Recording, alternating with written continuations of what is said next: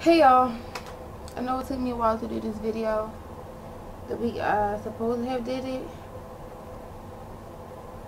my hair started falling out, so I had to get myself mentally together before I did this video. So I do have y'all questions and stuff written down. So to explain what lymphoma is basically cancer of the lymphatic system. The lymphatic system is the body's disease fighting network. So basically, it fights off of infection and diseases. So basically, it's really easy for me to get sick easily. And last time I went to the doctors, they said I was high risk, so I have to be like extra cautious with being around people. I really don't go nowhere. I be in the house. I'll probably go to the market with my mom, but that's it.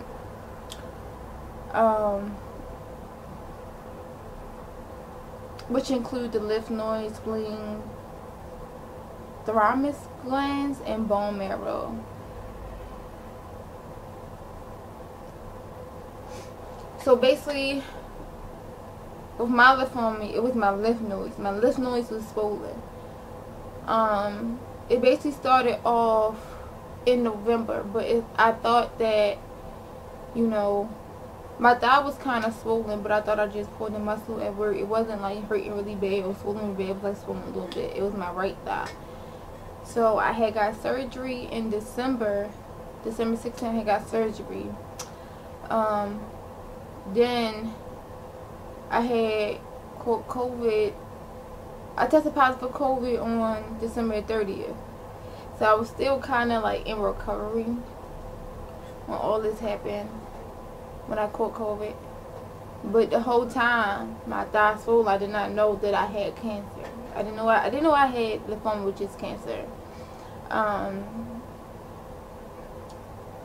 After being out of work for a while, I supposed to went back to work January 10th because I was out of work for COVID.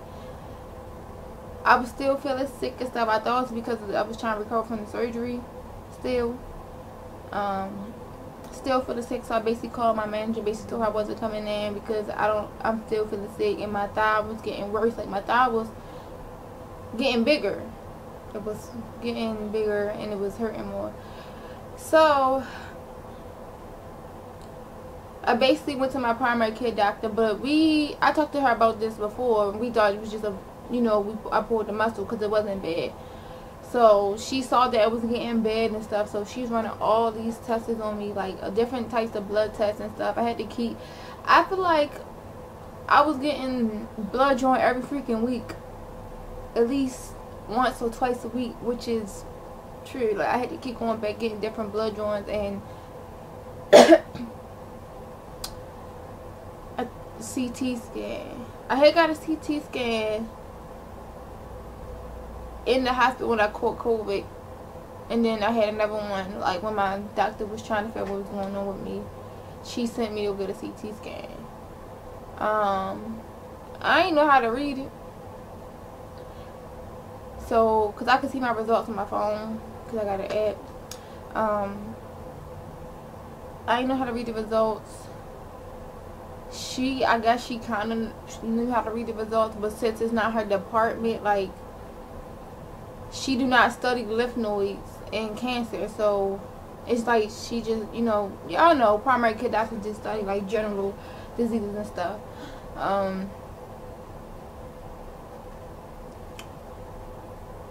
So if I got my CAT scan and stuff, like I had some more blood tests after that because she really didn't know what was going on because everything was like come back negative, like everything's come back negative. So she sent me to my OBGYN, which was February 1st. I went to go see my OBGYN because my doctor couldn't figure out what was going on, so she just thought it was like something wrong with my reproductive system. So I went to my OBGYN, and she basically just looked at me like,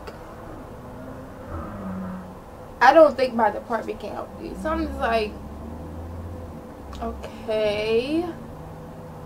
because it was like bruises on it, like my crease in my thigh was swollen, like my groin area, which is the top of my private, was swollen. Like my lips and stuff was fine, it was just like right there, like where my stomach and my private kind of connect, it was swollen. So she basically looked at it, like it was like kind of like bruising also, like 2 little dark spots. She kind of looked at it, was like, oh my god, like I don't know what's going on, like I don't think my department can help you, so we're going to admit you to the hospital. So I had got admitted to the hospital. More blood work. I don't know if y'all can see my arm, like the marks on my arm from me getting so many needles. Y'all probably can't see it, I don't know, but I had to keep getting, like, I got bruising right here because I had got so many needles. Like, I'm honestly getting tired of needles, especially the IVs. The IVs hurt the worst. So they put an IV in me, and I was still waiting to get a room or whatever. Once I finally got a room, well, they found me a room, because I was sitting there waiting with an IV in my arm, which I felt like was kind of unprofessional, because I was in an emergency room. But then they finally got me a room. Once they finally got me a room, they basically was asking me a whole bunch of questions and stuff, and I basically just told them basically what I told my doctor, and I'm telling y'all, like, I don't know what's going on. I thought, you know, it was just I pulled the muscle.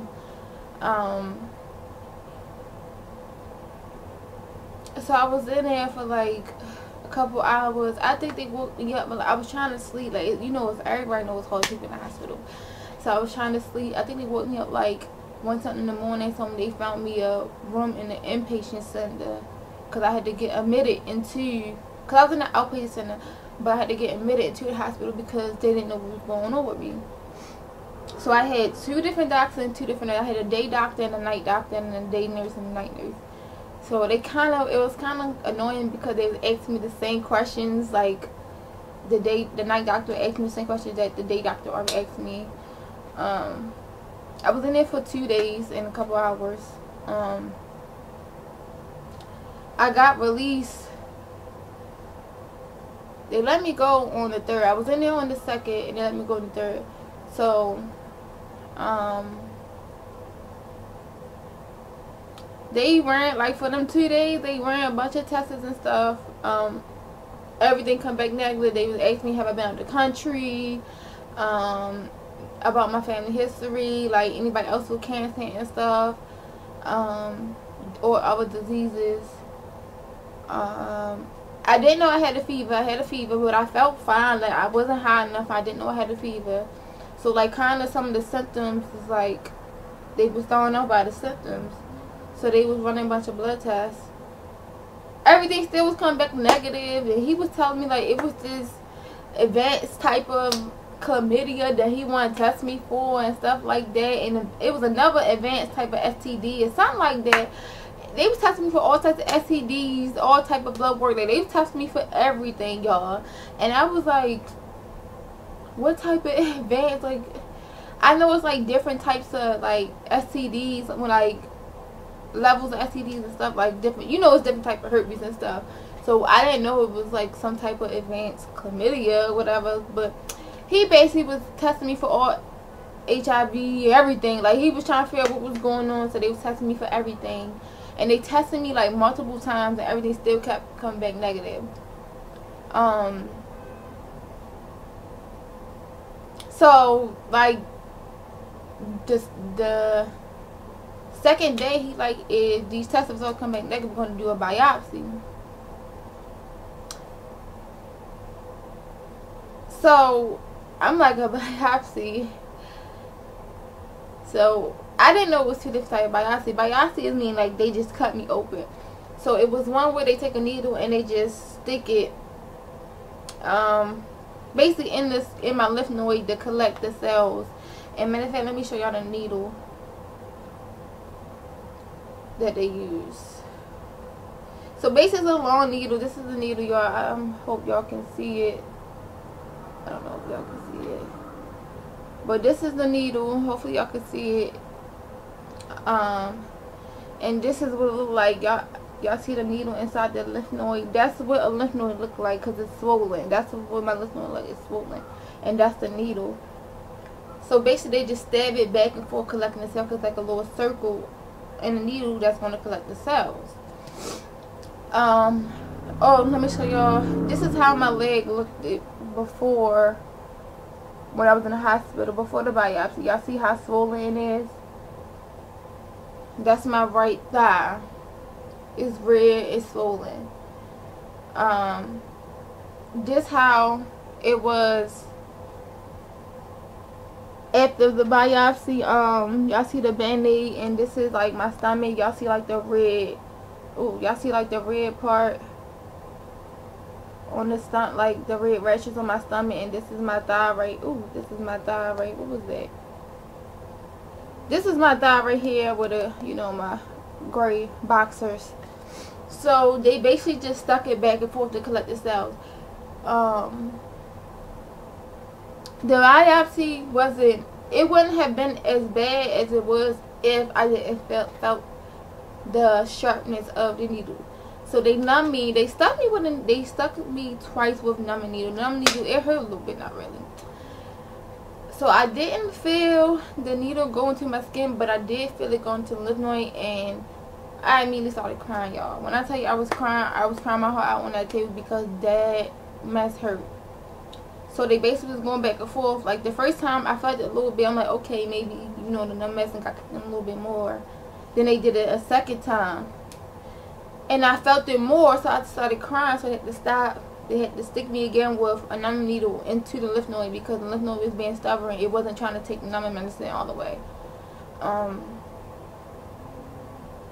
And then I think they did like 3 or 4 more samples after they numbed me again. They did 2 before they numbed me again. And I think they did like 3 or 4 more samples after. Every day I didn't feel it. I just felt pressure. But I still was crying, y'all, because it's like the fact that I felt it and the fact that I gotta go through all this, it just made me cry. I still was crying my eyes out. I cried from the time I felt it all the way to when they took me back to my room. I went there, my boyfriend was trying to figure out what was wrong. I couldn't talk. I just cried. I was just crying. I have to stop crying. Bitch, still know I'm not in pain, like, cause it's still numb. It's the fact that I felt it and I gotta go through all this. So like basically the next day, a couple hours, cause that was the second they did the biopsy. The third they released me. So I got released like, I want to say like 2, 3 something in the morning. I got released. I got to go home. That was so, actually no, that night I got to go home. On the third, that night, I was so happy I got to go home, y'all. I was like, I'm tired of being in this hospital. I was so happy I got to go home. It took them like a week to get my results back, but I kind of knew that I had lymphoma, y'all, and this is a sign. I don't know if y'all believe in signs, but I do. When I was looking at my symptoms before I got to the hospital, admitted to the hospital, lymphoma had popped up on like Google. And you know, you're not supposed to Google stuff because Google be having you think you're about to die. But it popped up on Google. And when I was in the hospital and watched TV, whatever, one of the commercials was about lymphoma. So I kind of knew that I had it because of that freaking commercial. And then before that, lymphoma had popped up on Google. So I'm like, okay. In my head, I ain't telling nothing to like my family or nothing. I just, you know, kept it to myself. Like I felt like I had it. So here come the 9th. A week later, my results came back, and my doctor told me I had lymphoma. And it didn't shock me. It hurt hearing him say that, but it didn't shock me. Like it shocked like my boyfriend, but it didn't shock me because I kind of knew I already had it because I believe in signs. So yeah, so basically from there I went to the oncologist because I had to get chemotherapy. I already had 2 treatments, y'all. I know that I'm supposed to been had made this video, but it's a lot, so I had to mentally prepare myself. I had to do this when I was ready. yeah, so let me show y'all also how, if I did show y'all already, I might have forgot how it looked after the biopsy. This is in my crease. It was like, and you can see like the little scab where they put the needle in.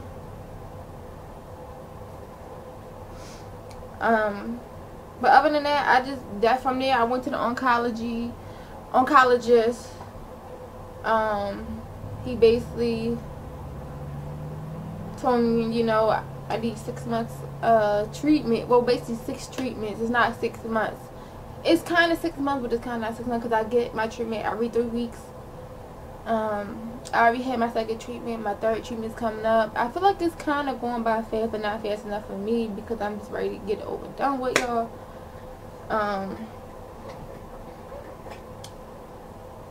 It's a lot, so that's why it took me so long to make this video, because like I said, I had to mentally prepare myself. And the week that I posted my video, my hair started falling out, so like it's just like, it's a lot. Like, it was, I just had to get myself together again. I do have a big support system, so my support system helps me out a lot. Like my sister, I couldn't cut my own hair because I couldn't stop crying, y'all. My little sister helped me cut my hair. My aunt bought me a wig. My mom, she like, if I need any more wigs, she'll buy me wigs and stuff. Like, I just have a big support system, and my mom, like, really supports it. Like, my mom be here almost every day. Well, not recently because she was sick and I can't be around anybody sick, but she been around a lot. Like, she been, you know, helping me out financially. My boyfriend helped me, like my sister, like they all big help. My stuff over, like they all big help or whatever. But yeah, it's really hard. I think the hardest part of all this is my hair. I know hair go back, y'all, but my hair, like, I braid my hair, y'all. And the fact that the chemo can, you know, cause issue with fertility for me. Now, I supposed to have freeze my eggs before I got treatment, but the treatment got so, like, it was getting so bad, y'all. Like, I was in pain, balled up on the bed, just crying. Like, I couldn't move. I was just crying, so I had to hurry up and rush and get treatment. So, you know, I was going to freeze my eggs. I was taking the medicine, you know, to, you know, produce more eggs so they could take it out and freeze it. But it was like kind of, the lymphoma, I feel like it was getting worse, like fast. Because like I said, I was in pain. And it was on both. So basically, it started on my right. And they basically said it was going up from here, like, to my left. When I was in the hospital, my left crease started hurting. And I kind of felt the lymph node, like, getting big on my left side. It didn't get as bad. But,